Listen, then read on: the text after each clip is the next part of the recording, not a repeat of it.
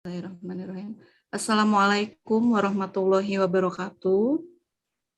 Waalaikumsalam warahmatullahi wabarakatuh.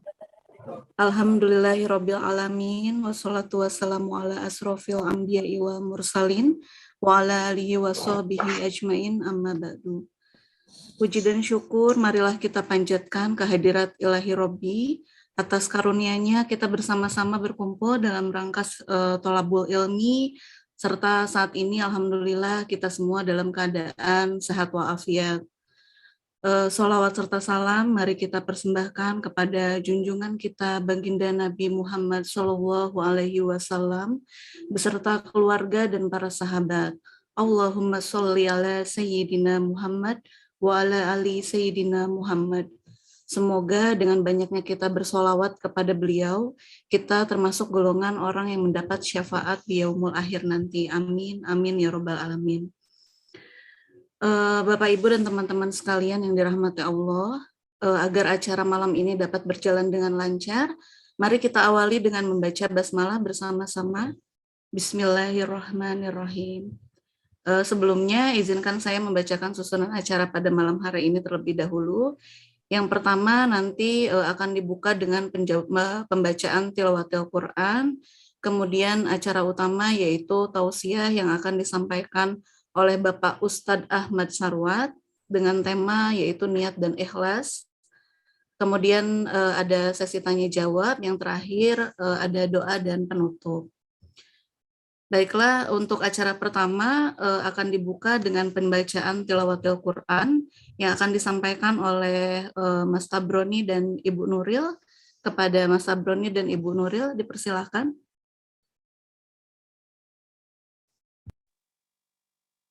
Baik, Mbak Cynthia, terima kasih. Assalamualaikum warahmatullahi wabarakatuh. Waalaikumsalam warahmatullahi wabarakatuh. أعوذ بالله من الشيطان الرجيم بسم الله الرحمن الرحيم إنا أنزلنا إليك الكتاب بالحق فاعبد الله مخلصا له الدين ألا لله الدين الخالص والذين اتخذوا من دونه أولياء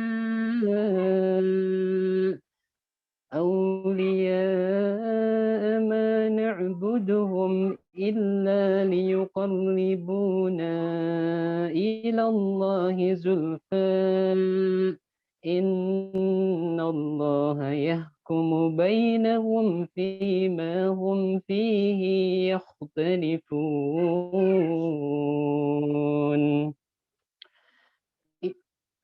إن الله لا يهدي من هو كاذب كفار صدق الله العظيم.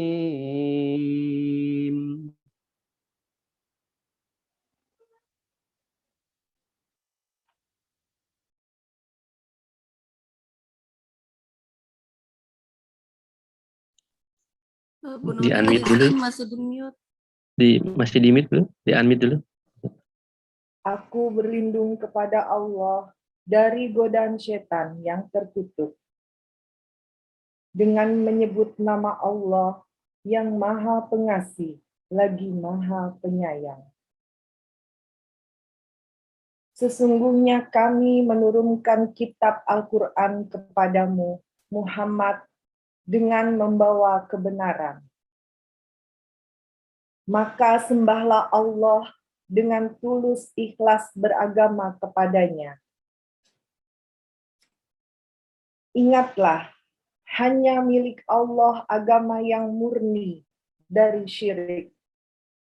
Dan orang-orang yang mengambil pelindung selain Dia berkata, kami tidak menyembah mereka, melainkan berharap agar mereka mendekatkan kami kepada Allah dengan sedekat-dekatnya. Sungguh, Allah akan memberi putusan di antara mereka tentang apa yang mereka perselisihkan.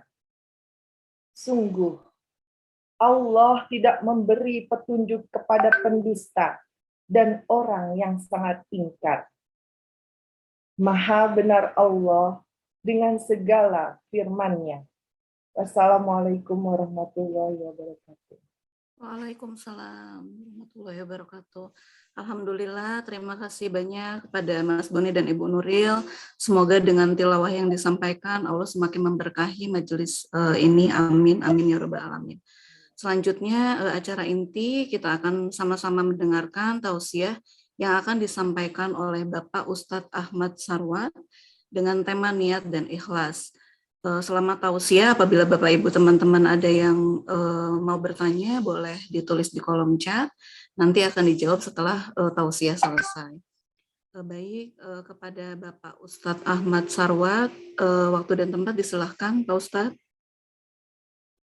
Iya, sebelumnya saya coba tes suara dulu. Apakah suara saya sudah terdengar?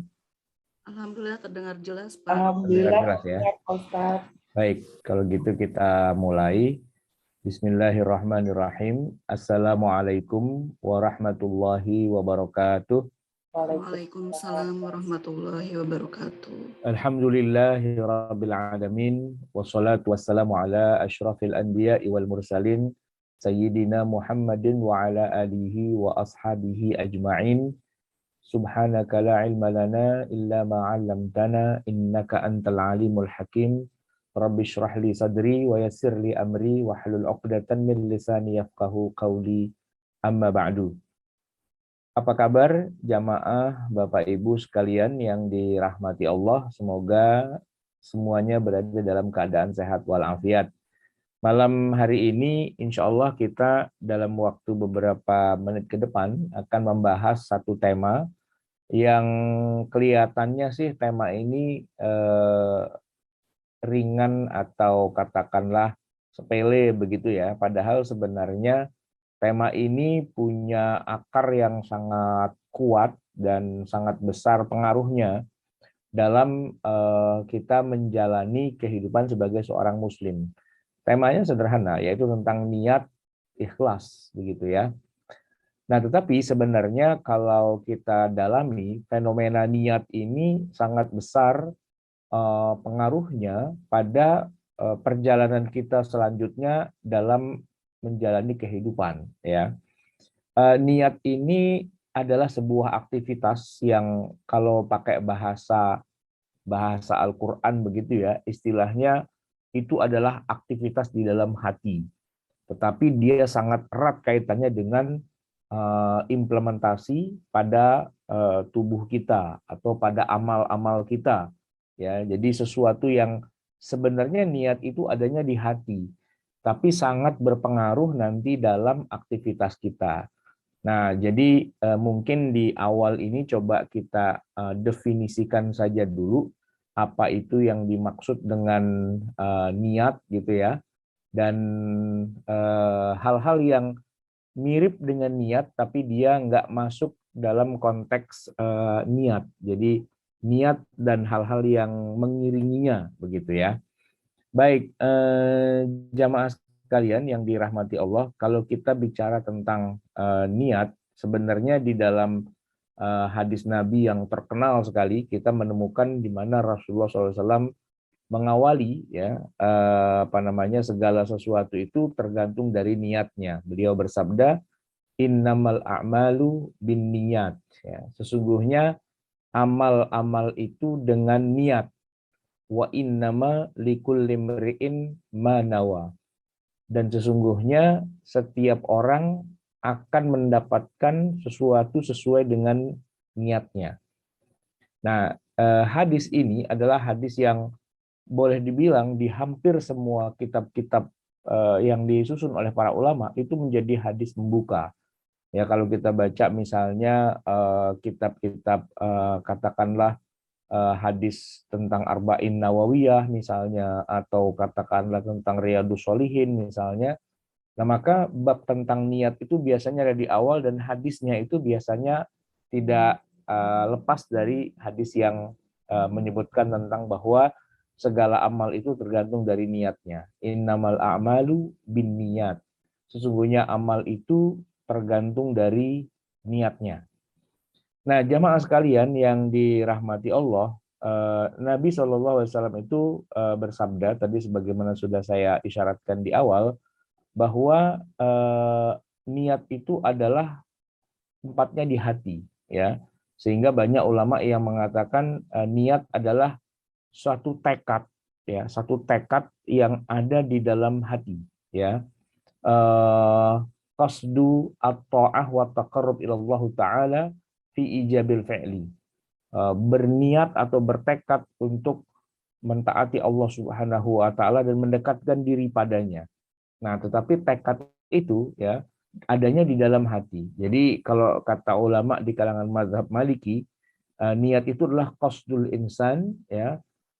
Ketika seseorang itu punya motivasi atau punya maksud gitu ya di dalam hatinya, biqalbihi ma yuriduhu bifi'lihi, apa yang dia akan kerjakan dengan badannya. Maka itu secara umum adalah bisa kita terjemahkan atau kita pahami niat itu adalah tujuan atau maksud atau keinginan, ya, atau sesuatu yang sifatnya akan dia lakukan, diniatkan gitu ya. Nah, sedangkan di kalangan para ulama mazhab Syafi'i ini agak lebih spesifik lagi, bahwa yang dimaksud dengan niat itu adalah qasdus syai'i muqtarinan bifi'lihi, ya. Niat itu luas sekali gitu ya. Yang namanya orang punya tujuan, punya motivasi atau punya tekad itu luas sekali, tetapi ada satu wilayah yang disebut dengan niat. Itu adalah ketika seorang berniat itu melakukan suatu ibadah atau suatu pekerjaan yang pada saat di dalam hatinya itu muncul, dia juga bersamaan dengan melaksanakannya. Jadi di situ nanti akan muncul perbedaan antara cita-cita dengan niat. Nah, begitu. Beda antara cita-cita dengan niat. Kalau orang bercita-cita atau berencana atau berwacana gitu ya, nah itu tidak atau belum dikatakan sebagai niat, tapi itu namanya wacana, ya, keinginan atau katakanlah rencana gitu ya, wacana, rencana, keinginan, kemauan gitu ya, tapi itu belum dikerjakan. Nah, sedangkan kalau yang namanya niat, niat itu di atasnya dari semua tadi, di atas dari rencana, di atas dari wacana, di atas dari cita-cita, yaitu dia juga sudah mengerjakannya. Nah, begitu. Jadi beda ya, beda di sini antara para ulama di kalangan mazhab Syafi'i membedakan antara orang baru hanya mau ingin gitu ya, dengan orang yang sudah melaksanakannya. Nah, yang namanya niat itu bukan sebelumnya gitu. Tapi ketika dia sudah tekad dalam hati dan dia sedang melakukannya, sedang running gitu. Nah, niat itu adalah ketika seorang ya punya keinginan di hati dan bersamaan dengan itu dia juga sudah atau sedang mengerjakannya. Nah, gitu. Jadi pengertiannya lebih dalam lagi itu ya. Qasdus syai'i muqtarinan bifa'lihi. Mentekadkan sesuatu yang itu bersamaan juga dengan dia mengerjakannya. Nah, jadi nanti kita akan bisa bedakan antara sekedar niat dalam arti bahasa Indonesia, lu kagak niat gitu misalnya kan. Berniat itu kalau dalam bahasa Indonesia maknanya cuma baru sekedar bercita-cita, baru sekedar berkeinginan, baru sekedar ya berwacana begitu-begitu kan. Nah, tetapi kalau niat dalam arti secara syar'i, nah dalam mazhab Syafi'i itu dibedakan begitu. Yang dikatakan niat itu adalah ketika seorang di dalam hatinya bertekad ya punya tujuan untuk melakukan sesuatu, tapi badannya ya atau katakanlah fakta kenyataannya dia pun melaksanakannya gitu. Nah, kalau saya kasih contoh begini misalnya, dikatakan orang niat sholat itu bukan ketika dia sebelum sholat, bukan. Kalau sebelum sholat misalnya ya orang dengar azan lalu dia bersiap-siap, dia berwudu misalnya, kemudian dia pakai pakaian untuk sholat gitu ya, pakai sarung, pakai peci dan sebagainya, kemudian dia melangkahkan kakinya menuju masjid, itu kalau ditanya mau kemana Pak? Mau ke masjid, mau ngapain? Mau sholat. Nah, kata-kata mau ke masjid, mau sholat itu belum dikatakan sebagai niat, ya, karena belum dikerjakan sholatnya. Gitu. Jadi yang dimaksud dengan niat secara syar'i itu bukan yang belum dikerjakan. Kalau yang belum dikerjakan tuh namanya baru keinginan, gitu. Baru azam. Gitu ya kan. Baru azam, baru keinginan, baru wacana, baru rencana. Nah, gitulah yang tadi sudah saya katakan. Nah, dikatakan niat itu ketika dia sudah berdiri, ya, sudah dalam posisi dia mau sholat, dan ketika dia memulai sholat itu, yaitu sholat itu kan diawali dengan takbiratul ihram gitu ya, takbiratul Allahu Akbar. Nah, pada saat itu dia hadirkan tekad itu dalam hatinya, bahwa ya Allah, saya ini mau dan sedang sholat, hadir dalam hatinya. Nah, itu berada di situ, tekadnya itu berada terus sepanjang dia mengerjakan gerakan sholat. Dari mulai berdiri, ya kan, berdiri kan baca Fatihah, kemudian dia ruku, i'tidal, sujud, terus sampai salam, niat itu ada terus di dalam hatinya. Nah, itu yang dikatakan niat itu adalah tekad untuk mengerjakan sesuatu dan dia melakukan sesuatu itu. Bukan cuma wacana, ya, bukan cuma katakanlah rencana gitu ya, tapi dia juga sedang melakukan apa yang dia rencanakan itu. Nah, gitu. Jadi in progress gitu kira-kira. Apa in progress apa on progress ya. Pokoknya tidak dikatakan sebagai niat kalau belum dikerjakan. Nah, begitu kira-kira.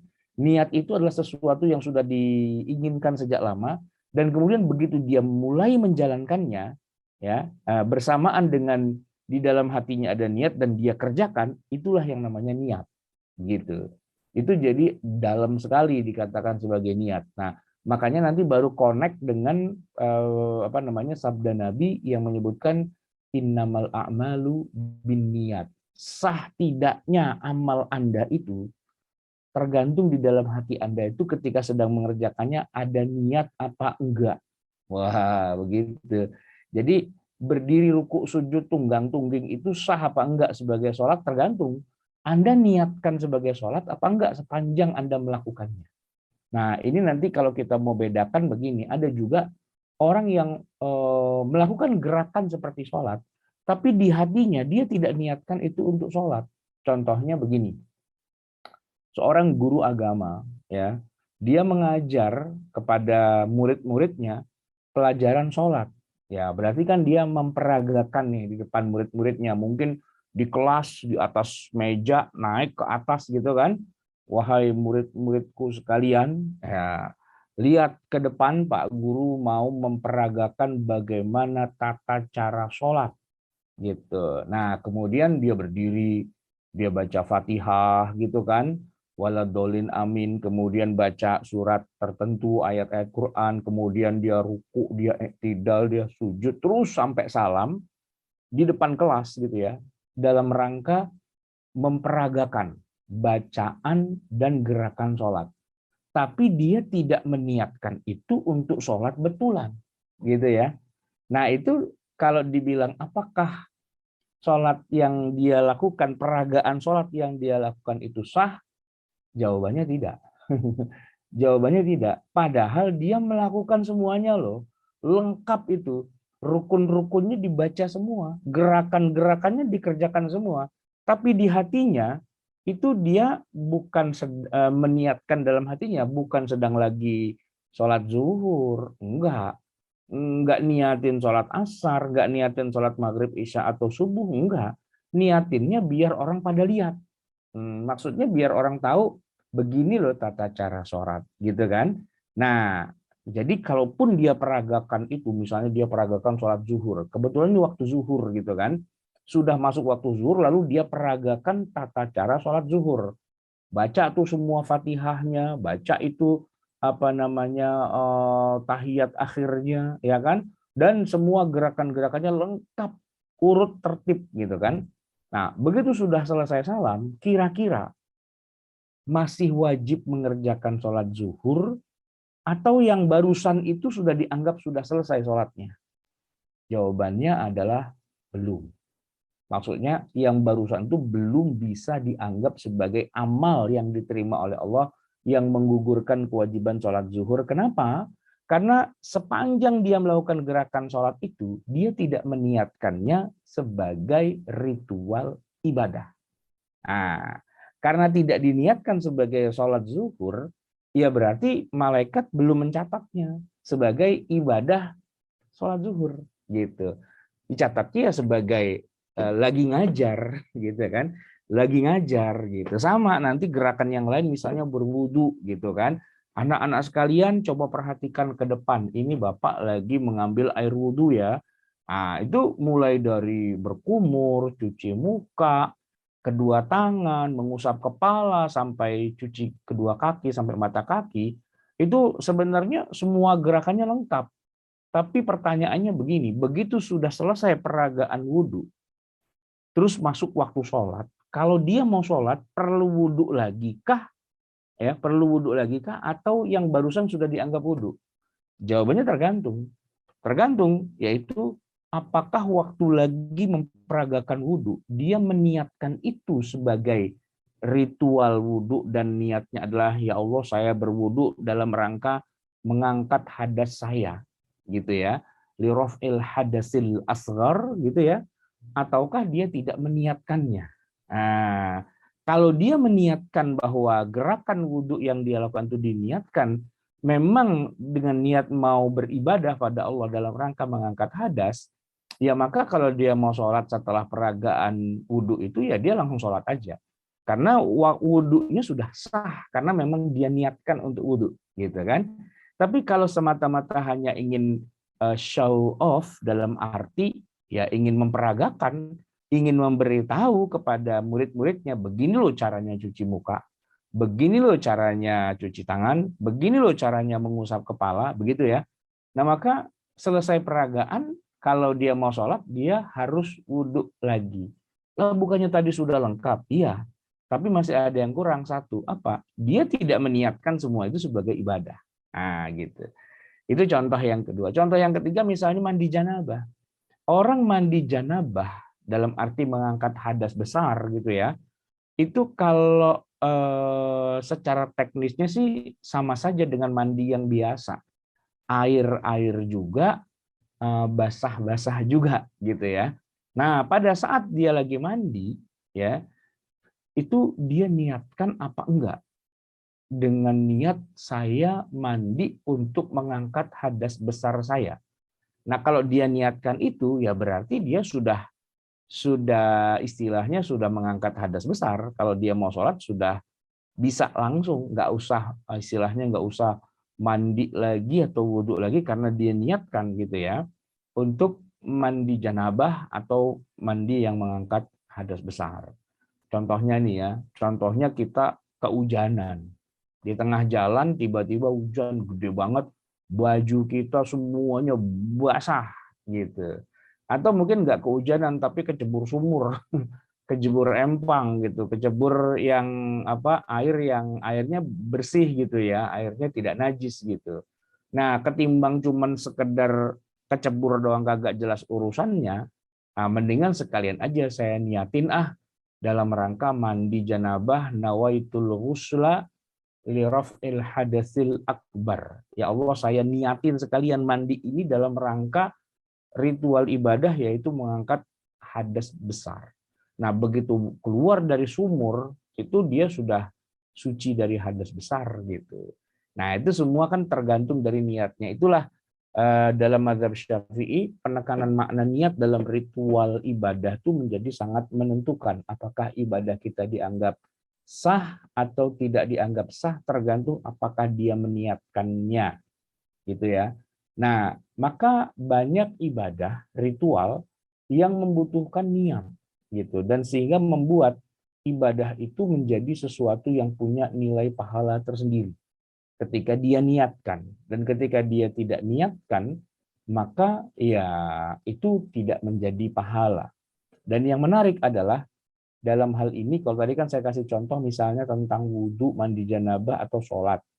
Ada satu ritual ibadah yang unik ya, kebalikannya. Jadi begini, kalau kita sedang dalam keadaan berjanabah atau berhadas besar, maka ada larangan buat kita untuk tidak boleh membaca Al-Quran.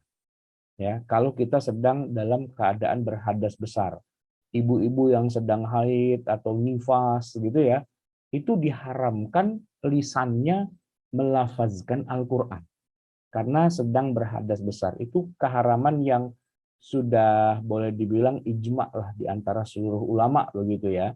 Tidak ada satupun ulama yang membolehkan wanita yang sedang berhadas besar untuk melafazkan Al-Quran. Mungkin ada satu dua pendapat, tapi itu pendapat yang marjuh gitu. Pendapat yang menyendiri yang tidak diterima oleh kebanyakan para ulama. Haram hukumnya orang yang sedang berhadas besar melafazkan ayat Quran. Itu sepakat para ulama. Nah, begini. Ketika ada orang ya dalam keadaan berhadas besar, dia tidak boleh baca Quran, kan banyak yang menggerutu atau marah-marah. Ustadz, masa sih nggak boleh baca Quran? Kan nanti jiwa kita menjadi kering dong kalau nggak baca Quran, ya gitu ya. Nanti kehidupan ruhiyah kita menjadi kering dong kalau kita nggak baca Quran, gitu ya. Nah, jawabannya nggak harus gitu. Kan yang dilarang itu membaca ayat Al-Quran. Seandainya dia bukan baca Quran, seandainya orang yang berjanabah atau yang haid itu berzikir, ya, melafazkan zikir-zikir, misalnya bertasbih subhanallah atau berhamdalah, mengucapkan alhamdulillah atau bertakbir Allahu Akbar gitu ya, atau bertahlil la ilaha illallah gitu ya. Nah, itu kan semua zikir ya. Zikir itu kan menenangkan jiwa. Ala bidzikrillahi tatmainnul qulub. Ya, bukankah zikir itu bisa menenangkan hati? Jadi yang nggak boleh itu melafazkan ayat Quran. Tapi kalau zikir itu nggak apa-apa. Dalam keadaan haid boleh zikir, boleh doa bahkan, gitu kan? Berdoa boleh dalam keadaan haid, dalam keadaan berhadas besar tuh boleh berdoa, ya, boleh berdoa, boleh berzikir tadi ya. Yang nggak boleh itu cuma baca Quran gitu sebenarnya. Nah, kadang-kadang, nah yang menarik nih di sini poinnya. Kadang-kadang lafaz zikir kita itu ngambil dari Al-Quran. Ya, kalau kita bilang subhanallah itu sebenarnya ada di Quran. Alhamdulillah itu ada di Quran. Allahu Akbar ada di Quran. La ilaha illallah ada di Quran. Bahkan, nah ini yang paling lebih pasnya ya, doa. Doa-doa yang sering kita ucapkan ya itu banyak yang dicomot dari Al-Quran. Rabbana atina fid dunya hasanah wa fil akhirati hasanah wa qina adzabannar, itu kan doa Nabi Muhammad. Itu kan ada di Quran, ya kan? Atau doa misalnya di awal-awal Rabbana zalamna anfusana wa illam taghfir lana wa tarhamna lanakunanna minal khasirin gitu ya. Itu doa Nabi Adam. Itu ada di Al-Qur'an gitu, ketika Nabi Adam bertaubat gitu kepada Allah gara-gara dia terlanjur makan buah yang dilarang, maka Nabi Adam tuh doanya adalah Rabbana zalamna anfusana wa illam taghfir lana wa tarhamna lanakunanna minal khasirin. Nah, lafaz doa itu ada di Quran, ya. Nah, sementara orang yang berdoa itu sedang dalam keadaan haid atau berhadas besar. Boleh nggak dia baca doa Robbana Atina yang ada di Quran atau Robbana Zolamna yang ada di Quran? Tergantung niat. Nah, gitu maksud saya. Kembalinya ke niat. Kalau dia niatkan itu doa, Walaupun itu ayat Quran tapi niatnya doa, maka dia boleh baca itu. Karena niatnya doa. Tapi kalau dia niatnya baca Quran, ya, maka itu jadi terlarang atau dosa. Gitu. Baca subhanallah itu diniatkan zikir biasa atau diniatkan baca Quran.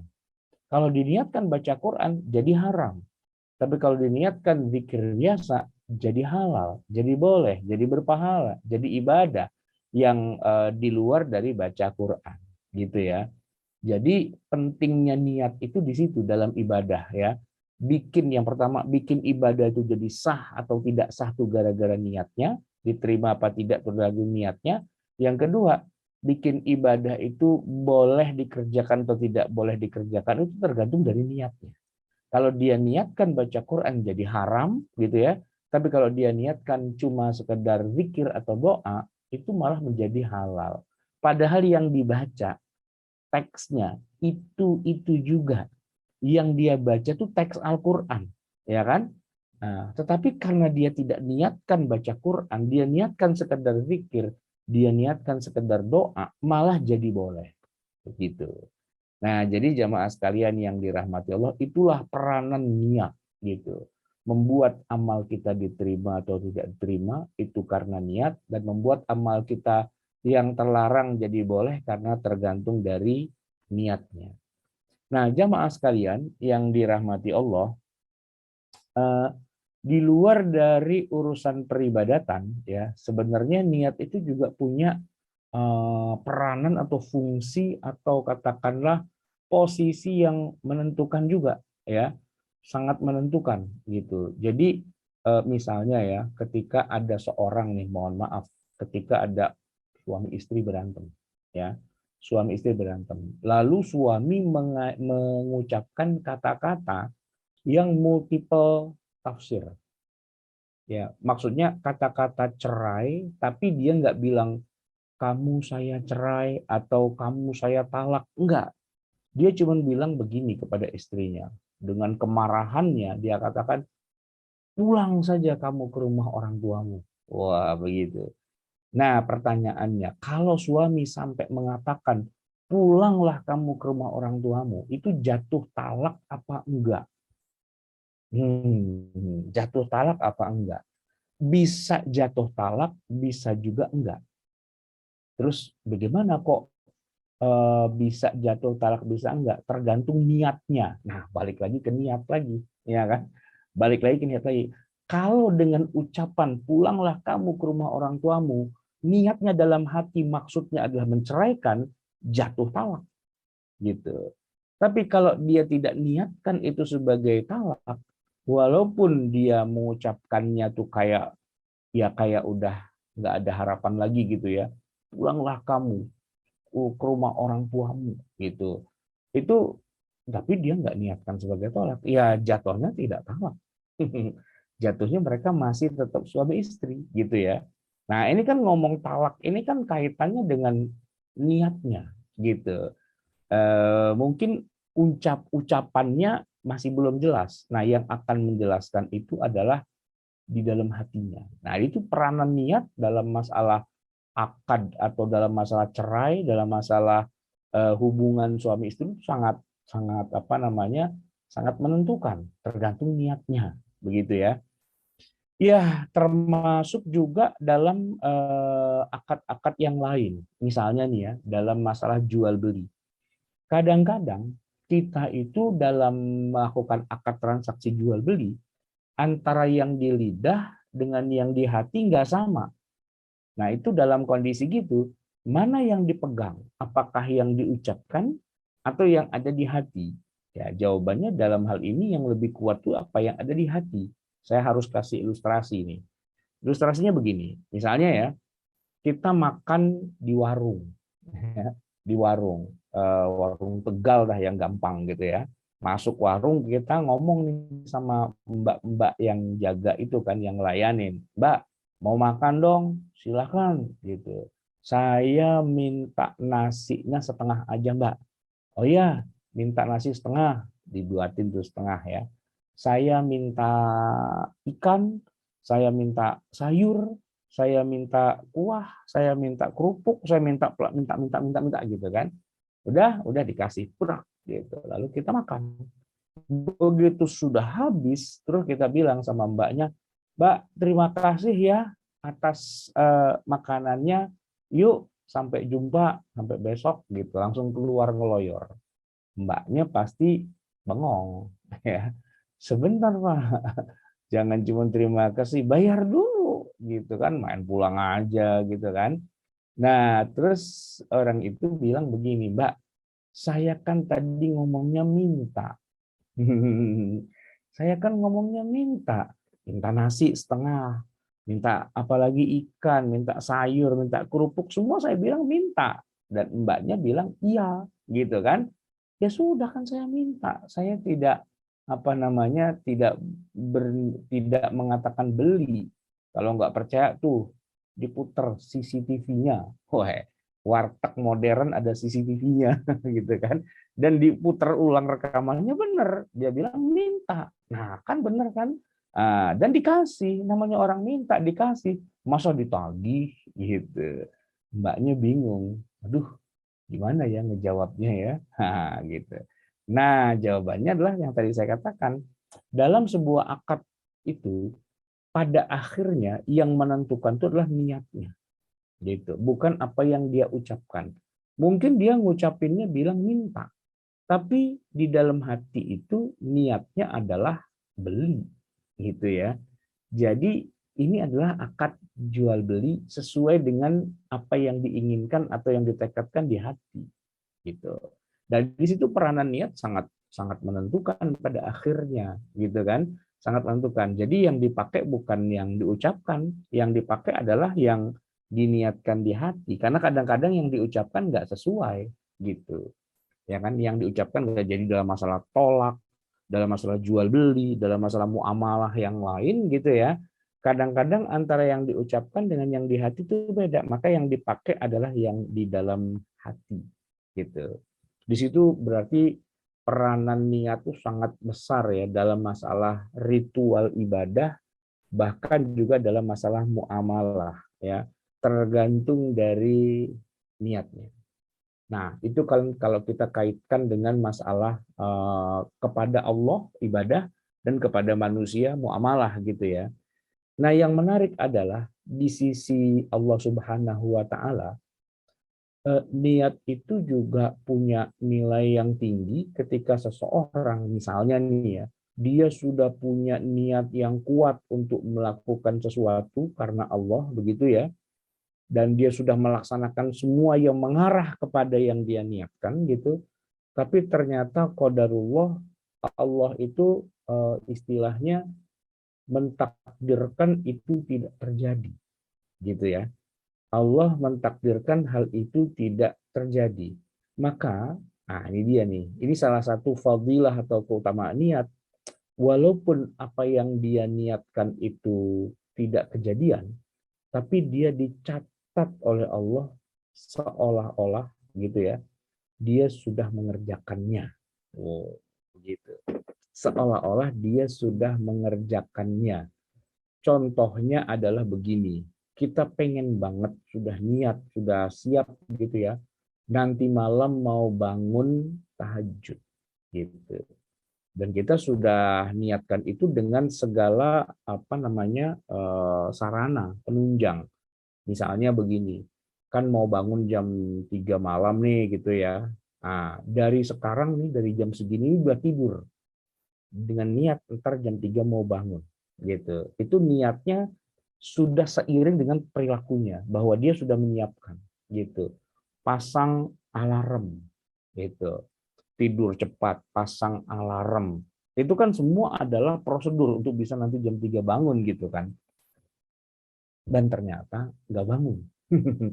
Bangun sih, tapi udah azan subuh. Nah itu jamaah sekalian, karena dia sudah niat dan sudah melakukan prosesnya, maka di sisi Allah itu dia diniatkan puasa, diniatkan sudah tahajud, gitu. Diniatkan sudah tahajud.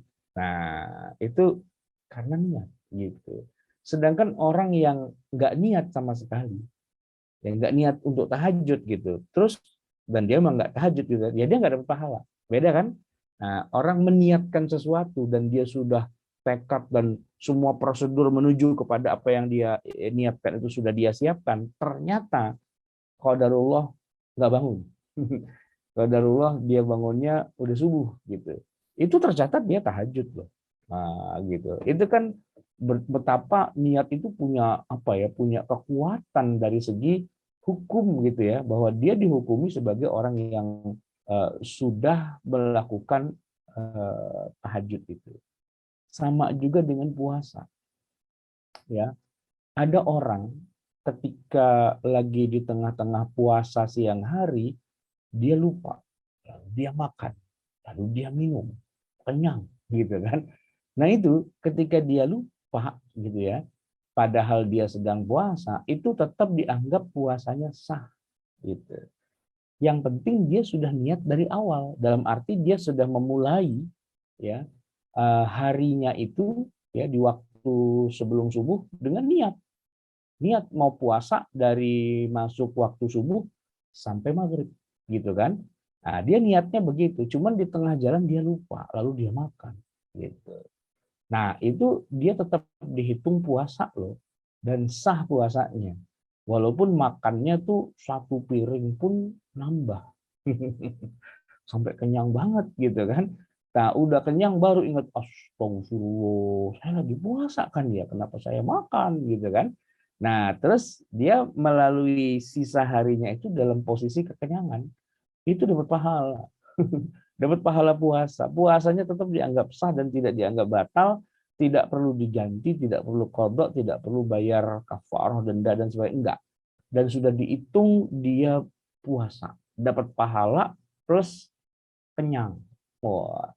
Nah, itu semua tidak mungkin terjadi atau tidak bisa terlaksana kecuali dia dari awal sudah niat sejak sebelum subuh, gitu.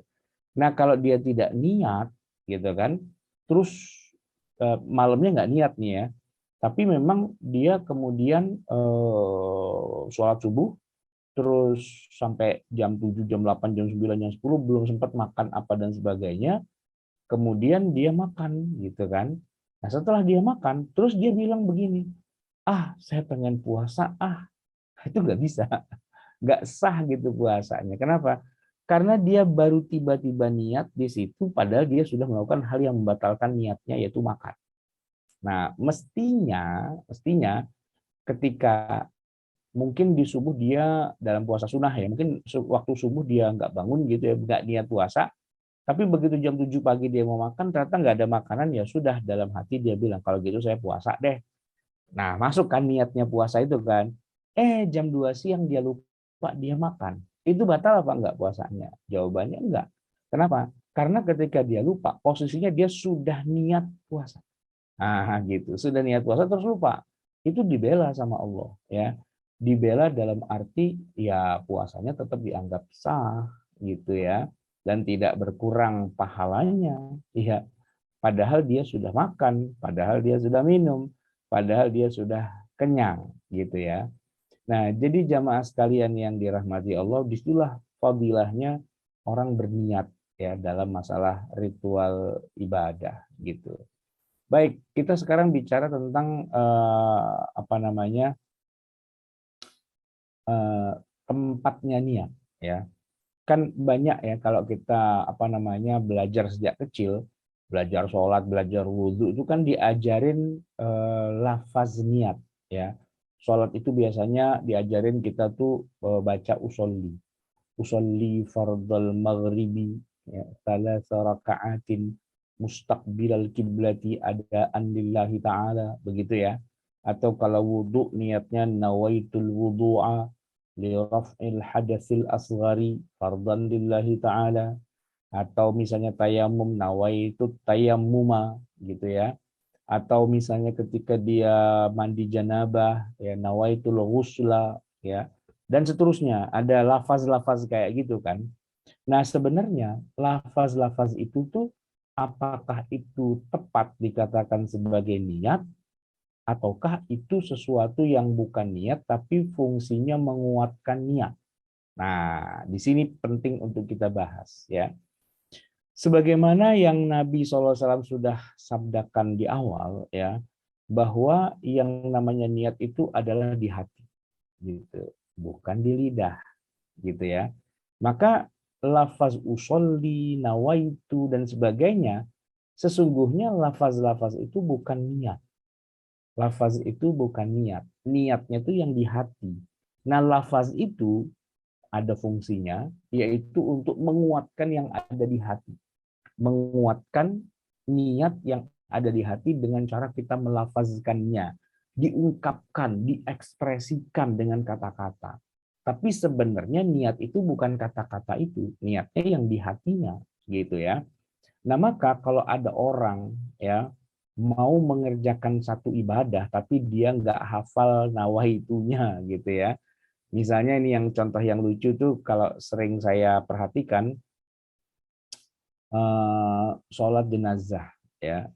Ini kalau di kita sih ya sholat jenazah itu kan jarang-jarang ya. Tapi kalau kita pergi haji atau umroh, nah itu ya setiap sholat fardu di masjid, entah itu di Mekah, Masjidil Haram, atau di Madinah, Masjid Nabawi, itu selalu ada sholat jenazah.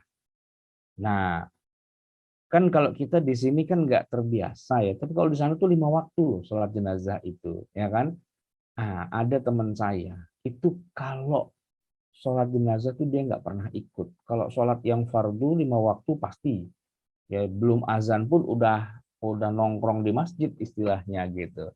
Tapi lucunya adalah dia tuh nggak pernah mau ikut sholat jenazah. Padahal kan pahalanya gede banget itu. Di dalam hadis disebutkan dapat satu qirat gitu, satu gunung Uhud, pahalanya gede banget. Tapi dia nggak pernah ikut gitu. Awal-awalnya sih saya cuek aja, tapi lama-lama kok saya jadi gatel juga pengen nanya, kenapa Anda kok tidak sholat jenazah? Padahal kan orang semua semesti itu sholat bareng-bareng. Dia enggak gitu. Tahu nggak jawabannya apa? Jawabannya ternyata simpel banget. Dia bilang begini, mohon maaf Pak Ustadz, saya belum tahu cara niatnya. Astagfirullah, saya bilang. Belum tahu cara niatnya. Iya. Saya bilang, ya udah niatin aja dalam hati mau nyolatin jenazah gitu. Oh, nggak bisa begitu Pak Ustadz. Niat itu kan harus lengkap usollinya. Nah, jadi panjang nih ceritanya. Saya bilang begini, usolli itu bukan niat, ya. Usolli itu lafaz niat. Dia punya fungsi menguatkan niat, tapi niatnya bukan usollinya. Niatnya tuh yang ada di hatinya. Di hati, ya, seolah-olah kalau kita bisa ngomongin yang di hati, ya yang kita omongin itu di lisan kita itulah lafaz niat. Ya Allah, saya mau menyolatkan jenazah ini. Gitu. Usolli ala hadzal mayyiti. Nah, gitu. Aku niatkan mau sholat pada jenazah ini. Ya, dengan 4 takbir, ya, lillahi ta'ala gitu misalnya. Nah, itu silahkan aja. Nah, tapi begini, kalaupun kita tidak mengucapkan di mulut, ya, sedangkan di hati kita tuh ada tadi ungkapan kayak gitu, itu sudah niat dan itu sudah sah. Walaupun nggak hafal usollinya. Gitu. Tapi memang bagusnya dihafalin. Kenapa? Karena fungsinya itu. Fungsi usolli atau lafaz niat itu penting, ya, yaitu untuk menguatkan apa yang kita belum yakin atau masih ragu atau masih belum pasti. Ini saya udah sholat atau belum? Ini saya sudah mulai atau belum? Maka ucapkanlah lafaz itu, ya, sehingga menguatkan apa yang ada di dalam hati. Gitu. Nah, jadi begitulah ya posisi penting dari sebuah niat, melafazkannya. Memang sih kalau secara hadis Nabi kita tidak menemukan bahwa Nabi mencontohkan kalau sholat tuh baca usolli, kalau wudhu tuh baca nawaitu dan sebagainya. Tetapi para ulama dalam hal ini sepakat bahwa mengucapkannya itu bukan sesuatu yang haram, bukan sesuatu yang berdosa atau membuat jadi tidak sah dan sebagainya, tidak. Nah, para ulama terpecah menjadi 3. Kalau kita sih di Indonesia rata-rata kan mazhabnya adalah mazhab mazhab Syafi'i ya. Itu jatuhnya sunnah itu. Disunnahkan kita mengucapkan nawaitu atau usolli dan sebagainya. Nah, nanti ada sebagian ulama yang mengatakan hukumnya makruh gitu ya. Sebaiknya nggak usah gitu misalnya. Ada. Dan ada juga sebagian ulama yang mengatakan hukumnya boleh-boleh saja, mau diucapkan boleh, nggak diucapkan nggak apa-apa, yang penting di hatinya sudah ada gitu. Nah, jamaah sekalian yang dirahmati Allah, jadi yang namanya niat itu sangat erat kaitannya dengan diterima atau tidak diterimanya amal kita. Allah Subhanahu wa taala itu ya, kalau sebagaimana disebutkan oleh Nabi, la yanzuru ya. Allah itu tidak memandang pada penampilan kalian, la yanzuru ila suwarikum ya. Allah Subhanahu wa taala itu tidak menilai atau tidak memandang itu dari suarnya kamu, penampilannya kamu, atau ucapan kamu atau perkataan kamu, walakin yanzuru, tapi Allah melihat pada hati kamu. Nah, yang dijadikan ukuran tuh hatinya gitu. Dan Nabi sendiri dalam banyak kasus sering itu ya mengkritik orang-orang yang niat atau motivasi apa yang dia lakukan itu kurang baik. Misalnya hadis yang tadi saya ucapkan di awal, innamal a'malu binniyat, itu kalau diteruskan tuh ada ungkapan ya bahwa orang yang hijrah itu ya, itu bisa saja hijrah itu kan satu perjuangan yang apa ya istilahnya yang berat ya. Tapi kadang-kadang ada juga loh udah berat kayak gitu tapi motivasinya nggak bener ya kan. Faman kanat hijratuhu lillahi war rasul, siapa di antara kalian yang hijrahnya karena motivasi mentaati Allah dan Rasulnya, ya, maka fa hijratuhu ila ma hajara ilaihi. Maka ya dia akan mendapatkan sesuai dengan apa yang dia niatkan. Nah, tapi kadang-kadang ada juga di antara orang yang hijrah itu niatnya bukan semata-mata karena taat pada Allah dan Rasulnya, tapi karena mengejar kepentingan duniawi. Nah, di situ Nabi menyindir, ya kan? Ya, pokoknya orang tuh tergantung dari sesuai dengan apa yang diniatkan. Ya, kalau dia ngejar-ngejar wanita, ya dia akan dapat wanitanya. Tapi pahala dari Allahnya enggak, nah, gitu ya. Kalau dia niatnya semata-mata hanya mengejar kekayaan, dia dapat kekayaan, tapi pahala dari Allahnya tidak, gitu. Nah, jadi apa namanya keikhlasan dalam niat itu penting, yaitu yang dikatakan ikhlas itu artinya niat itu murni, tidak bercabang dua, ya. Kalau karena Allah ya karena Allah. Kalau yang lain-lain itu istilahnya begini, dia boleh ada ya niat selain karena Allah itu boleh ada, tapi dia tidak jadi prioritas. Dia harus di bawahnya, gitu. Harus di bawahnya. Itu boleh, ya. Dikatakan mengikhlaskan itu maksudnya hanya karena Allah sebagai prioritas nomor satu. Tapi boleh saja sih orang sambil niatkan ini karena Allah, kemudian dia juga bisa dapat sesuatu yang lain sebagai tambahannya. Itu dibolehkan, tapi dengan syarat tidak boleh menyamakan niatnya itu dengan yang lainnya. Yang lainnya itu harus ada di bawahnya, gitu ya. Jadi saya kasih contoh yang sederhana begini. Ada orang niat pergi haji. Nah, niatnya kan harus karena Allah gitu kan. Nah, tetapi sambil dia pergi haji, sambil dia juga kerja gitu. Kerja tuh maksudnya ya dia cari uang. Ya kan banyak para mahasiswa kita yang pada lagi kuliah di Saudi gitu ya, itu mereka haji tapi sambil juga niatnya ya cari pemasukan gitu. Nah, ini gimana hukumnya? Kok niatnya bukan karena Allah ya, tapi karena yang lain. Nah, ini bisa jadi haram, tapi bisa juga jadi halal. Tergantung positioningnya. Karena Allahnya itu lebih dominan atau tidak dominan. Dia jadi bagus, niat ada double-double, ya 2, 3, 4, 5 niat sekaligus boleh, tapi tetap prioritasnya karena Allahnya itu. Bukan karena harta. Gitu. Sehingga kalaulah misalnya dia tidak dapat harta, ya tidak apa-apa. Gitu. Yang penting dia niatnya karena Allah. Tapi kalaupun di dalam apa yang dia lakukan itu kok Allah kasih dia harta, ya boleh-boleh aja. Contohnya kalau di zaman Nabi itu adalah perang, ya. Yang namanya perang itu harus karena Allah, tidak boleh karena harta. Asal tahu aja, yang nama perang itu ya, itu kayak orang bisnis, kayak orang dagang. Dalam arti begini, perang di zaman Nabi ya, itu kalau menang, itu dapat ghanimah loh. Harta rampasan perang, gitu. Nah, tapi boleh-boleh saja orang berperang itu di antara sekian banyak niatnya, ya biar dapat harta gitu tuh boleh, gitu. Tapi jangan biar dapat harta itu menjadi prioritas nomor satu. Enggak boleh, ya. Prioritas nomor satunya harus karena Allahnya dulu, gitu. Sehingga kalaulah misalnya dapat harta rampasan perang, alhamdulillah. Tapi kalaupun nggak dapat harta rampasan perang, ya sudah nggak apa-apa. Karena itu bukan tujuan utama, gitu ya. Nah, itulah yang dikatakan orang tuh punya keikhlasan niat. Niatnya ikhlas, tidak ada, bukan berarti kita tidak boleh punya tujuan-tujuan yang mendua, bukan. Tapi dikatakan orang niatnya ikhlas itu kalau niat karena Allahnya itu lebih dominan. Sedangkan niat yang karena keduniaan apa segala macam, bukannya nggak boleh, boleh, tapi dia levelnya di bawah. Dapat apa nggak dapat, tetap ikhlas karena Allah, gitu kan?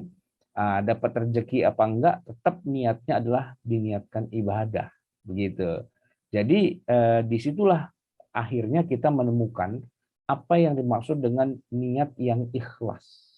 Yaitu ketika kita mengerjakan sesuatu, niatnya semata-mata karena Allah, sementara yang kita niatkan untuk skala prioritas yang di bawahnya, yang kadang-kadang bisa dapat, kadang-kadang bisa enggak. Begitu kita dapat, kita alhamdulillah. Tapi ketika kita tidak dapat, kita juga tetap alhamdulillah. Ya, itulah yang dikatakan niatnya itu ikhlas karena Allah. Nah, tapi bahwa dalam orang pergi haji itu dia punya niat yang double, gitu boleh-boleh saja, ya. Tapi bukan menjadi prioritas yang dobelannya itu, yang prioritasnya yang karena Allahnya itu, gitu ya. Nah, dalam kenyataannya sama juga. Ketika kita misalnya nih ya, kita jadi hamba Allah yang beriman, pastinya kan kita menjalankan semua perintah Allah dan menjauhi semua larangannya. Nah, Allah sendiri sebenarnya juga memberikan kita motivasi, yaitu siapa yang menjalankan semua perintahnya, menjauhi semua larangannya, nanti dikasih iming-iming dapat surga, dapat pahala masuk surga. Di dalam surga Allah mengiming-imingi loh dengan berbagai macam kenikmatan. Ada kenikmatan dari segi makanan, minuman, ya, pasangan hidup gitu misalnya. Pokoknya segala hal yang diinginkan oleh manusia di dunia ini itu semua di surga ada. Syaratnya satu, Anda ibadah, gitu kan? Anda jalankan perintah, Anda tinggalkan semua larangan. Nah, tapi begini, ketika kita beribadah, boleh nggak sih niatnya karena pengen masuk surga, boleh nggak sih? Jawabannya boleh. Karena pengen masuk surga, boleh. Karena Allah yang memberikan motivasi itu. Nah, tetapi keinginannya biar bisa masuk surga itu, ya, tetap itu adanya di nomor dua. Nomor satunya ya karena kita hambanya, kita taat pada Allah, apapun yang Allah perintah ya kita ikuti. Bahwa kemudian Allah janjikan dapat surga, ya alhamdulillah. Bahkan kadang-kadang Allah kasih janji yaitu kebaikan di dunia. Ya, bukan hanya janji nanti di akhirat dapat kebaikan, tapi di dunia pun kadang-kadang dikasih gitu. Nah, kalau emang diniatkan juga biar dapat kebaikan di dunia ya boleh-boleh aja. Tapi jangan marah, jangan kesel, jangan gerundel, jangan gerutu ketika dalam ibadah itu kita nggak dikasih keuntungan duniawi. Nah, kalau kita gerutu berarti niat kita kurang ikhlas, gitu kan? Tapi kalau kita ya sudah nggak apa-apa, Allah kasih alhamdulillah, Allah nggak kasih ya nggak apa-apa. Itu namanya niatnya ikhlas karena Allah Subhanahu wa taala. Baik, ini udah jam 9. Mungkin saya akan berikan kesempatan kepada jamaah sekalian untuk berdialog ya. Mungkin ada hal-hal yang ingin ditanyakan, didiskusikan, maka saya akan kembalikan saja dulu ini kepada pimpinan acara. Silakan diambil alih ya mikrofonnya. Tafadhol, silakan. Baik,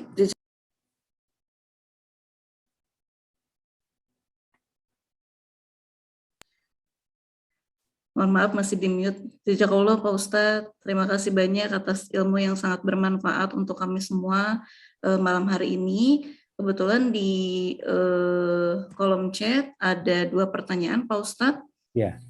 Izin yang satu saya bacakan dari Ibu Fitri. Assalamualaikum Pak Ustadz. Mau bertanya bagaimana supaya setiap niat terutama dalam beribadah selalu terlaksana sesuai dengan yang diinginkan dan bisa istiqomah. Jazakallahu khair Pak Ustadz. Ya, kalau bagaimana caranya biar bisa terlaksana ya tentu semua prosedur, semua SOP disiapkan gitu ya. Termasuk juga berlatih atau katakanlah ya uji coba sebelum waktunya. Contohnya gini, sholat ya, nggak mungkin kita itu bisa tiba-tiba ujuk-ujuk rutin sholat. Itu nggak bisa, kecuali sejak kecil itu sudah dibiasakan. Nah, makanya Nabi itu kalau kepada orang tua yang punya anak masih kecil ya, Nabi itu selalu pesannya adalah, ayo perintahkan anak-anakmu itu sejak masih anak-anak untuk sholat 5 waktu. Muru auladakum bisolati lisab'in. Di usia 7 tahun tuh sudah harus diperintahkan untuk sholat. Padahal kan kalau anak kecil kan misalnya dia nggak sholat kan nggak apa-apa. Namanya juga anak kecil belum baligh, belum ada dosa, ya kan? Tapi oleh Nabi disuruh kepada para orang tua untuk memerintahkan anaknya sholat. Biar apa? Biar nanti begitu dia baligh itu sudah menjadi sesuatu yang rutin. Ya, karena dia sudah latihan, sudah terbiasa melakukan itu semua, gitu kan? Nah, maka tadi pertanyaannya gimana caranya biar kita bisa sampai kepada berhasil melaksanakannya? Ya berarti persiapannya harus matang gitu. Jangan udah balik baru mikirin sholat. Ini terlambat. Tapi ya masih lebih baik sih daripada udah pensiun baru pengen sholat. Nah ini kan ya enak banget gitu ya. Masih mudanya kemana aja, bukannya sholat gitu kan. Saya kalau sholat sih, alhamdulillah saya sholat walaupun masih bolong-bolong. Nah, itu sering begitu tuh. Banyak orang yang ngakunya begitu. Saya sih alhamdulillah ya kalau sholat tuh alhamdulillah saya sholat, cuman ya begitu deh, masih belum lengkap gitu. Belum lengkap maksudnya gimana? Ya kadang-kadang sehari 1 waktu, kadang-kadang 2 waktu, kadang itu namanya nggak sholat, gitu kan, niat gitu kan. Nah, yang dikatakan orang sholat itu adalah ya yang 5 waktu terus nggak ada yang bolong gitu. Nah, kadang-kadang masih ada tuh orang yang kayak gitu. Nah itu ketahuan. Kenapa? Biasanya orang yang sholatnya bolong-bolong itu kecilnya nggak pernah diajarin sama bapaknya atau sama ibunya untuk sholat. Gitu. Karena kalau dari kecil dia udah diajarin sholat, pokoknya begini, kalau sampai nggak sholat dia tuh merasa berdosa gitu ya, merasa aduh kecewa gitu, merasa bersalah banget gitu kan. Dari kecil udah ditanamin kayak gitu, gedenya itu nggak mungkin dia ninggalin sholat. Biar kondisi apapun, hatinya tuh akan gimana ya, akan manggil-manggil gitu loh. Kok nggak sholat sih? Kok nggak sholat sih? Kok nggak sholat sih gitu loh, ya kan? Nah maka untuk bisa menjalankan ibadah secara rutin, secara benar gitu ya, nggak bolong-bolong, itu emang dari kecil udah harus dipersiapkan, gitu ya. Atau kalau tidak, nah ini yang nomor 2, gaulnya harus sama orang yang rajin sholat. Gaulnya jangan salah gaul. Kalau gaulnya sama orang yang jarang-jarang sholat, insya Allah ikut jadi jarang juga, walaupun kecilnya udah rajin. Ya kecilnya rajin sholat, begitu gede gaulnya sama yang jarang sholat, ya jadi jarang sholat juga. Nah, jangan sampai salah pergaulan, gitu ya.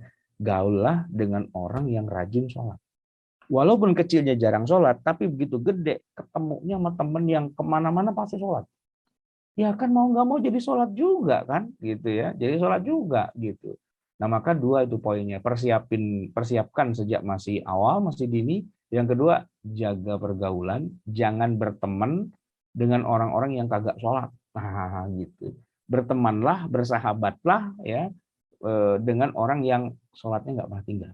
Nah, itu akan sangat besar pengaruhnya gitu ya.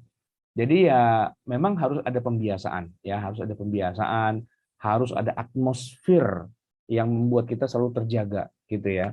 Bahwa orang sholat itu kadang-kadang ya lagi semangat terus dia sholatnya jadi lama, jadi jidatnya hitam dan sebagainya. Tapi kapan suatu waktu dia mungkin lagi kondisi nggak mood ya, tapi tetap sholat walaupun bacanya pendek, qul ya quluhu doang. nggak masalah. Itu fluktuasi kayak gitu tuh manusiawi, normal gitu.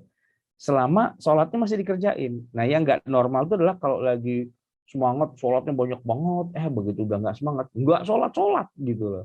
Nah, itu nggak normal orang kayak gitu ya kan. Minimal dia kerjain. Walaupun mungkin ngerjainnya udah ogah-ogahan, udah males-malesan gitu ya, tapi tetap dia kerjain. Nah, itu yang normal tuh yang kayak gitu itu ya. Kan manusia nggak bisa selamanya suasana hatinya tuh lagi moodnya dapat terus itu kan nggak selalu. Kadang-kadang juga lagi bad mood juga, lagi bete juga tuh ada gitu kan. Tapi, nah ini yang penting harus catat, sebetek-beteknya kita, sholat 5 waktu tetap nggak bisa ditinggal, gitu kan. Sebetek-beteknya tetap ada gitu dikerjakan. Tapi kalau gara-gara bete, sholatnya juga nggak dikerjain, nah itu orang tuh nggak normal sebenarnya. Nggak bener dan nggak boleh ditemenin malah. Oke, berikutnya ada lagi pertanyaan yang lain, silakan. Baik, terima kasih Pak Ustadz. Ini malam ini alhamdulillah kita interaktif sekali Pak. Ada beberapa pertanyaan. Yang kedua, Assalamualaikum Pak Ustadz, mohon izin, mohon pencerahan terkait dengan niat sholat. Apa kiat-kiat menjaga niat sholat dari awal takbiratul ihram sampai selesai sholat? Kemudian juga kiat-kiat khusyuk dalam menjalankan sholat. Kalau niat sih nggak usah dijaga ya. Selama kita tidak berniat untuk menghentikan sholat, ya berarti niat kita tetap jalan terus. Ya, ibaratnya begini, apa kiat-kiat agar mesin motor kita nggak mati sepanjang perjalanan? Ya gampang, jangan dimatiin, gitu kan. Jadi niat itu kayak apa? Kayak putaran mesin. Kita nyalain mesin, ya kunci kontaknya kita kontakin, kalau kita pencet starter, zoom, gitu kan, dia nggak akan mati-mati kecuali kita matiin, gitu kan. Apalagi motornya matic, nggak ada mati, kecuali motor pakai kopling, nah itu nggak bisa masukin gigi terus dia mati, itu biasa. Tapi kan emak-emak matic modern kan udah nggak pakai kopling lagi kan, emak-emak matic ya mesin nggak akan mati lah, gitu kan. Mesin nggak akan mati kecuali dimatiin, kecuali standarnya diturunin. Nah, pasang standar mati ya, gitu kan. Yang namanya niat itu tidak akan berakhir begitu saja kecuali kita dengan sengaja menghentikan niat sholat, gitu. Yang memang kadang-kadang kita harus melakukan untuk menghentikan niat sholat karena ada kondisi tertentu yang mewajibkan. Misalnya lagi sholat, tiba-tiba gempa, tiba-tiba tsunami, tiba-tiba kebakaran dan sebagainya. Itu kita harus hentikan. Kita niat, kita berhenti dari niat. Ibaratnya mobil, kita matiin stop kontaknya, gitu kan? Harus dihentikan. Nah, jadi yang namanya niat itu tidak bisa berhenti dengan sendirinya kecuali dengan sengaja kita matikan, gitu. Karena ada alasan-alasan tertentu gitu ya, berhenti gitu. Nah, tapi pertanyaan yang kedua tadi, bagaimana biar kita selalu khusyuk? Nah, ini lain lagi. Jadi antara niat dengan khusyuk dua hal yang berbeda. Jangan rancu gitu ya. Kalau khusyuk ini ya gini. Khusyuk itu pemahamannya sebenarnya bukan yang orang itu selama sholat itu kayaknya terus kontemplasi, connect terus ya, online terus sama Allah gitu tuh enggak sebenarnya. Enggak. Orang sholat khusyuk itu bukan begitu maksudnya. Orang sholat dikatakan dia sholatnya khusyuk adalah ketika dia dalam sholat itu tidak melakukan hal-hal yang di luar dari sholat. Gitu. Kalau di zaman Nabi ya, orang dikatakan tidak khusyuk sholatnya, misalnya Nabi pernah bilang begini, suatu hari ya, Nabi melihat ada orang sholat, sambil dia sholat, sambil mainin jenggot. Gini. Sambil dia baca Quran, sambil mainin jenggot gitu. Terus Nabi komen ya, lau khasya'a qalbu hadza, seandainya hati orang itu khusyuk, la khasya'at jawarihuhu, pastilah anggota tubuhnya ikut khusyuk juga, gitu. Nah, itu kan berarti yang dikatakan tidak khusyuk adalah dia melakukan gerakan-gerakan yang tidak lazim di dalam sholat. Itu tidak khusyuk, gitu. Tapi kalau dia melakukan gerakan sholat yang benar sesuai dengan yang seharusnya, sesuai dengan SOP-nya, maka ya itu dianggap sebagai khusyuk. Walaupun mungkin pikiran kita kemana-mana. Sampai kita juga lupa, ini rokaat keberapa. Sampai kita juga lupa, bacaan ini terusannya apa gitu kan. Nah, itu tidak bisa dikatakan orang yang kayak gitu, wah tidak khusyuk. Enggak, gitu. Khusyuk itu adalah menjalankan prosedur sholat, SOP-nya, sesuai dengan prosedur. Gitu. Itu namanya khusyuk. Makanya orang sholat nggak boleh jalan-jalan. Maka orang sholat nggak boleh nengok-nengok. Maka orang sholat nggak boleh, nah apa namanya, lihat sono, lihat sini, pelirak-pelirik gitu, nggak boleh. Matanya menuju ke satu titik aja, itu tempat sujudnya. Atau kalau pas lagi tahiyat ke telunjuknya, gitu kan. Nah, di zaman Nabi dulu ya orang dikatakan apa namanya sholat itu emang masih ngobrol, masih ngomongin yang lain dan sebagainya. Maka kemudian turun ayat wa qumu lillahi qanitin, dan sholatlah kamu menghadap Allah dengan qanit, dengan khusyuk, dalam arti sudah tidak boleh ngomong lagi di dalam sholat. Makanya kita kalau lagi sholat terus kok kita ngomong, batal gitu. Atau mungkin ngomongnya nggak sengaja tapi ya latah, ya batal. Ya lagi sholat tiba-tiba ada tikus gitu kan, ada tikus terus dia teriak ada tikus, batal dia. Nah, kenapa? Karena tidak khusyuk gitu. Nah, temannya karena kaget dengar ada tikus gitu kan, dia bilang kaget saya kirain ada apa. Nah, dia batal juga gitu kan. Nah, temannya lagi bilang, waduh untung saya kagak kaget gitu. Nah, batal juga dia gitu. Ngomong pokoknya batal aja. Gerakan melebihi di luar dari gerakan sholat melebihi 3 kali berturut-turut itu juga batal juga. Itu dikatakan tidak khusyuk itu yang tidak sesuai SOP gitu. Tapi kalau pikiran kita kemana-mana tapi sholatnya tetap sesuai dengan aturan, itu dia tidak dikatakan sholatnya batal, enggak.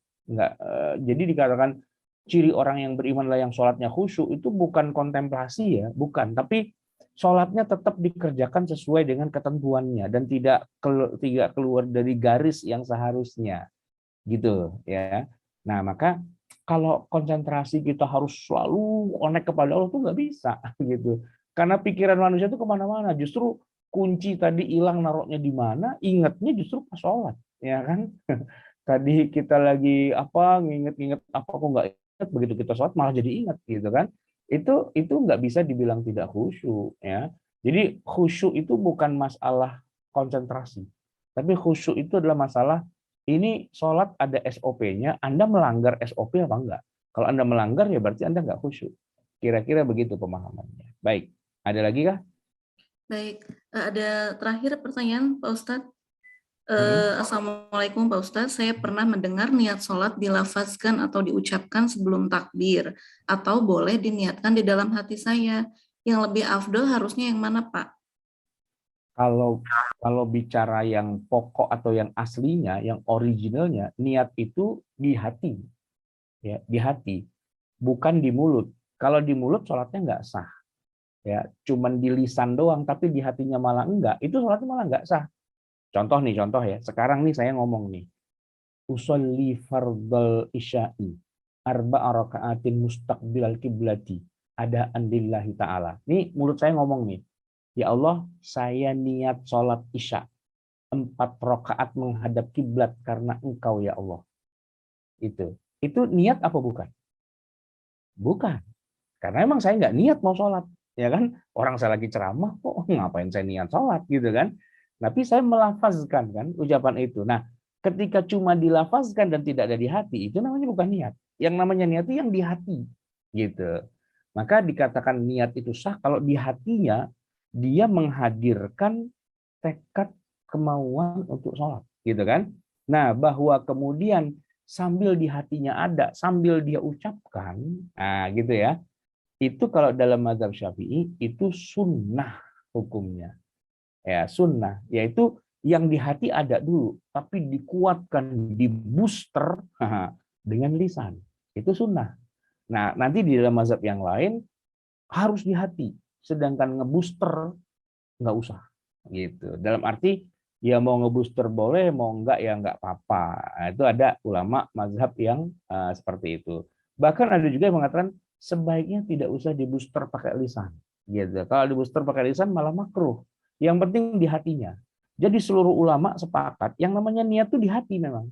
Nah, melafazkannya jadi khilafiyah 3 macam. Syafi'i bilang sunnah, Maliki bilang mubah, Hanafi bilang makruh. Nggak ada yang bilang haram dan juga nggak ada yang bilang wajib harus diucapkan. Gitu. Oke. Baik, jazakallahu khairan. Pak Ustadz. Mohon maaf Pak Ustadz, ini ada satu lagi pertanyaan. Sepertinya memang ini harus dipertanyakan karena aplikatif sekali di kehidupan sehari-hari. Terkait dengan niat ikhlas tadi, bagaimana apabila kita sering berbuat baik terhadap sesama, akan tetapi ketika kita mendapatkan perilaku yang sama pada suatu waktu, terus kita ngedumel dalam hati gitu. Apakah bisa merusak nilai niat atau pahala dari perbuatan baik kita terhadap orang tersebut mungkin? Seperti itu Pak Ustadz. Nah, ini menarik ya. Jadi ini pertanyaan bagus. Ngedumel dalam hati, ya, ngedumel dalam hati. Nah, harus dibedakan antara ngedumel dalam hati dengan ngedumel di luar hati. Ya, kalau ngedumel dalam hati, berarti kan orang lain nggak tahu kalau dia ngedumel. Ya kan ngedumelnya dalam hati, gitu kan? Paling cuman ekspresi wajahnya jadi beda, gitu kan? Ya kalau orang yang pandai membaca ekspresi wajah bisa menebak kayaknya dia lagi ngedumel tuh, gitu kan? Nah, gitu. Nah, selama hanya di dalam hati dan tidak menjadi omongan, maka pahala tidak rusak, gitu. Yang bikin merusak pahala itu adalah ngedumelnya di mulut, ngedumelnya di Facebook, ngedumelnya di di IG gitu. Itu yang bikin rusak pahala, gitu, ya kan? Nah, tapi kalau selama ngedumelnya nggak ada yang tahu, dia rahasiakan, itu insya Allah nggak ada masalah, gitu. Ya namanya orang nggak sesuai ekspektasi, kecewa wajar dong, ya kan? Ngedumel wajar dong, tapi caranya mengekspresikan kekecewaan ini yang akan merusak apa tidak merusak itu adalah caranya, gitu. Kalau dia ngedumelnya dalam hati doang, nggak ada yang tahu, ya sudah aman, gitu ya kan. Tapi kalau dia ini dia nih kepo gitu ya, stalking gitu, terus bikin apa dan sebagainya, itu yang ngerusak, gitu, yang ngerusak. Maka seni untuk merahasiakan ngampet dalam hati itu penting, gitu, biar nggak rusak amal kita, gitu. Nah terus kan kalau diampet itu kan lama-lama jadi jerawat ya, lama-lama bisa jadi darah tinggi gitu ya. Nah ada seninya lagi. Kecewa iya, tapi bisa nggak ya sesuatu yang mengecewakan itu tanpa harus diekspresikan dalam bentuk yang aneh-aneh, itu dilupakan saja dengan beralih ke pemikiran kita ke sesuatu yang menyibukkan kita. Gitu. Itu akan lebih bagus ya. Jadi nggak usah diekspresikan dengan kata-kata, disimpan dalam hati saja dan dilupakan. Nah itu penting. Dilupakan berarti kita nggak usah mikirin. Jadi kita pikirin yang lain aja, mikirin yang asik-asik aja, mikirin yang enak-enak, nggak usah dipikirin yang nggak enak gitu ibaratnya. Contoh ya, misalnya kalau lagi ujian dulu ya, terus dapat nilai jelek gitu kan ada orang yang sedih, murung apa segala macam, terus wah nulis di diary lah apa, nggak usah. Ya, nilai jelek udahlah terima aja gitu kan, dah makan-makan aja, berbahagia saja, membahagikan, memanjakan diri gitu ya. Itu akan lebih membuat kita jadi sehat secara mental. Jadi nggak depresi, nggak apa namanya, nggak makan hati gitu ya, nggak ntar mati sendiri tuh kayak gitu caranya gitu ya. Oke, udah habis ya pertanyaan atau masih ada lagi? Sampai sini sih chatnya sudah habis Pak Ustadz. Ya. Ya. Baik, dan mungkin waktu kita juga sudah mau habis juga ya. Maka mungkin saya akan sampaikan terakhir sebagai closing statement. Jamaah sekalian yang dirahmati Allah, alhamdulillah kajian kita pada malam hari ini membahas tentang niat yang ikhlas gitu ya. Di mana niat itu sangat menentukan apakah ibadah kita diterima oleh Allah apa tidak gitu ya. Dan juga sangat menentukan akad yang kita sepakati itu sah atau tidak. Bahkan niat itu juga akan sangat menentukan bahwa apa yang kita cita-citakan, walaupun ternyata tidak berhasil, tapi kalau sudah kita niatkan, ternyata oleh Allah dicatat sebagai sebuah pahala amal, gitu ya. Dan yang penting lagi juga dari semua itu adalah bahwa niat itu walaupun cuma ada di hati, tapi dia punya peranan yang sangat besar, gitu ya. Tergantung niatnya. Nah, terakhir saya akan ceritakan sedikit bagaimana gara-gara niat seorang itu masuk surga padahal dia tidak pernah melakukan istilahnya kebaikan.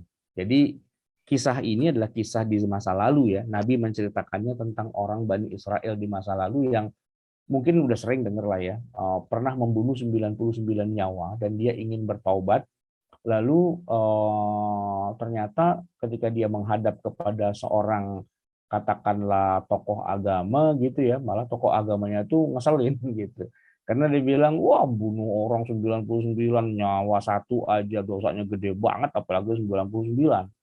Dia jadi malah nggak termotivasi, malah jadi kesel gitu kan. Akhirnya tuh itu tokoh agama malah dibunuh jadi lengkap 100 nyawa gitu kan. Nah, tapi panggilan hatinya dia untuk kembali ke jalan yang benar itu tetap masih ada, tetap masih menggebu. Dan kebetulan ketemunya kali ini dengan orang yang penuh kebijakan. Sampai dia bilang apa, kalau kamu mau bertobat mah itu gampang. Yang penting sekarang satu aja syaratnya.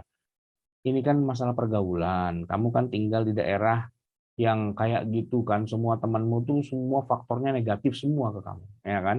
Memberi pengaruh yang negatif semua. Maka mulailah dengan kehidupan yang baru, tinggal di tempat yang baru, di sana kamu bisa termotivasi untuk mengerjakan yang baik-baik gitu kan.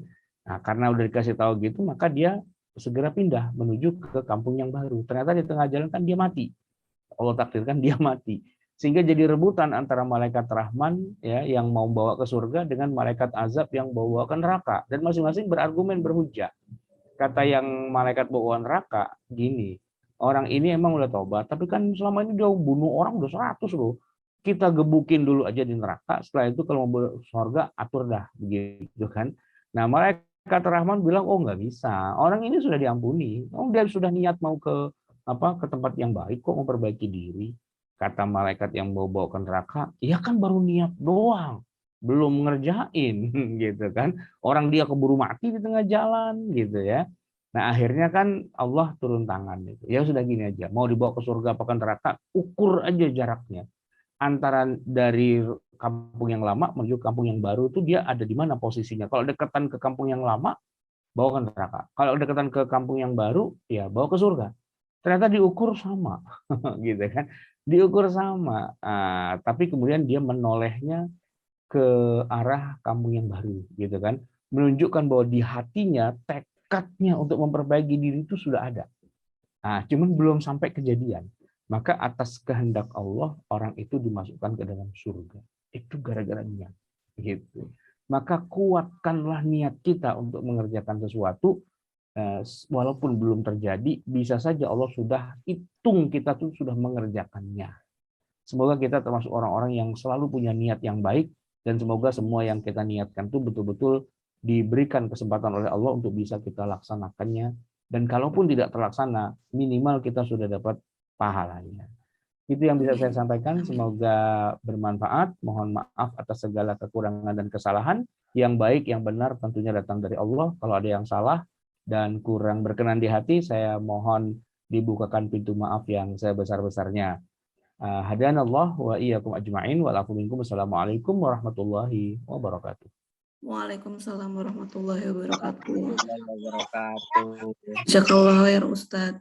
Mohon izin Pak Ustadz untuk penutup, mohon berkenan untuk menyampaikan doa penutup Pak Ustadz. Baik, kita doa ya. Bismillahirrahmanirrahim. Alhamdulillahirabbil alamin, hamdan yuwafi ni'amahu wa yukafi'u mazidah. Ya Rabbana lakal hamdu wa lakal syukru kama yanbaghi li jalali wajhika wa li 'azimi sultanik. Allahumma salli wa sallim wa barik ala nabiyyina Muhammadin wa ala ali Muhammad. Rabbana zalamna anfusana wa illam taghfir lana wa tarhamna lanakunanna minal khasirin. Rabbana amanna bima anzalta wa taba'na ar-rasula faktubna ma'asy syahidin.